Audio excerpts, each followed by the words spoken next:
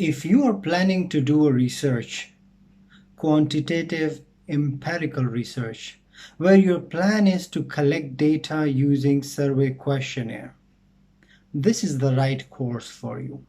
I've designed this course for you to take you step by step in how to design an impressive and effective survey questionnaire. Hi, this is Dr. John.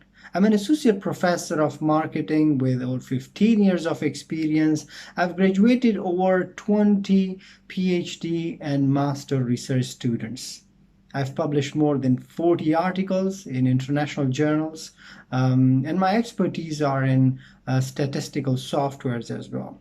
So I'm going to teach you how to design a questionnaire where I'm going to start with some basics like telling you what folders you need to create, what files are there for a good research that you have to have on your computer.